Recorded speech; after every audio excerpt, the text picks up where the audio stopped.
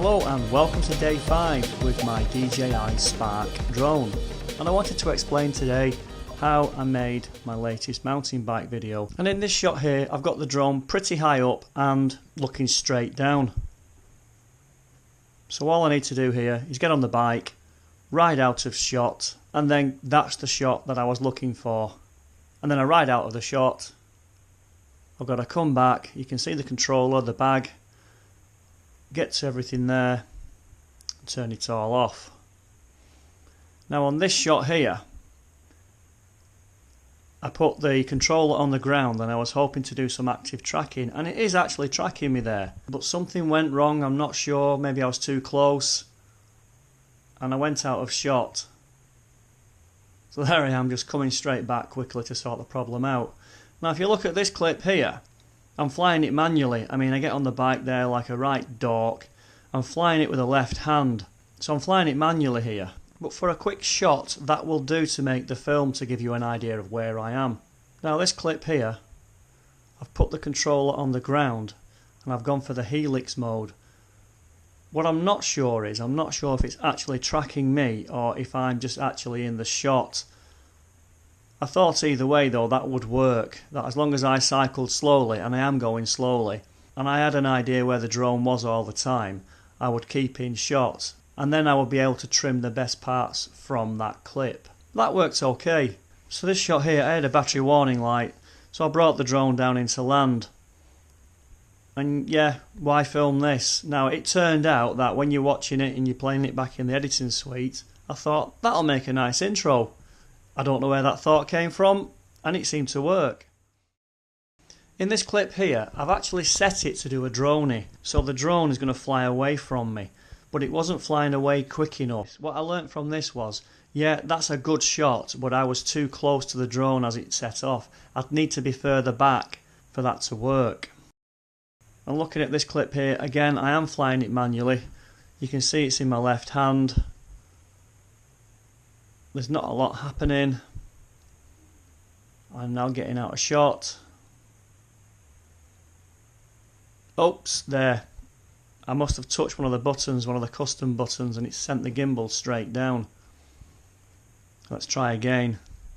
Flying it manually, this time it's in my right hand. Oh, we're going backwards. And then we've touched the function button again. I'm just keeping the controller to kind of do some strafe runs. I'm riding really poorly there, very slowly. And then that shot there, I nearly hit the embankment, but it turned out to be a good shot from all of them sequences. Looking at this shot, I'm flying manually once more. The drone's going pretty quick there, so it must have been in sport mode.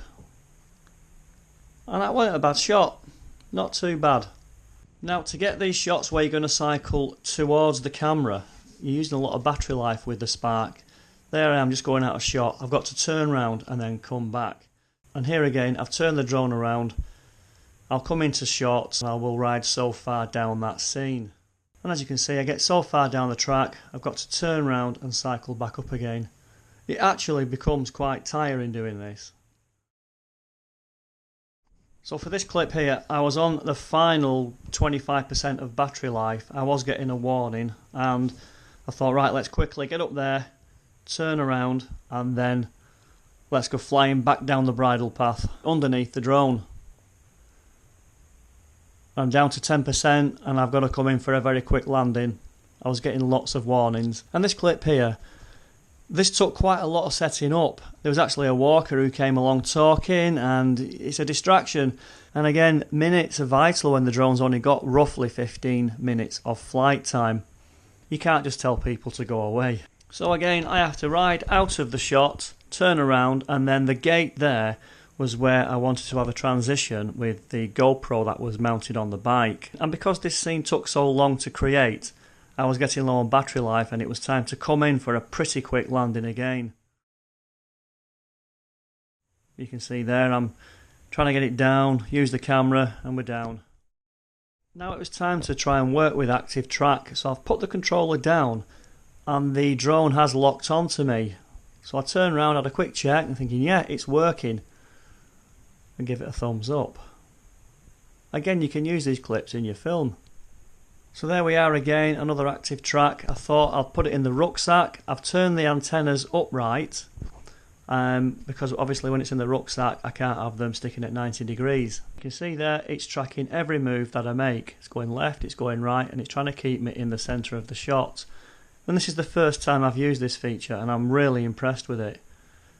Ahead that lady was walking by, so I had to give some space. It's a public place, so you've got to respect other users. So I set off gently and it was following me. I didn't realise how good it was going to follow me.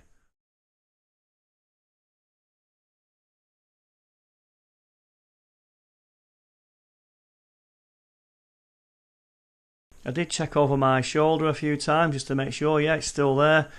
But at the same time, I'm also mindful that I'm getting closer to the walker again. And I think she had her headphones in, so I did actually say to her, you know, on your right, love. Now there the drone went pretty wide and then caught up with me again. That's a nice shot, that. Now this was the final shot of the day, and again it did take some setting up to get the drone in the right spot. I was also mindful of where the landing zone would have to be because we are in a canopy of trees. And also when it does a return to home sequence it will go up pretty high. I think it's set to above 30 meters anyway.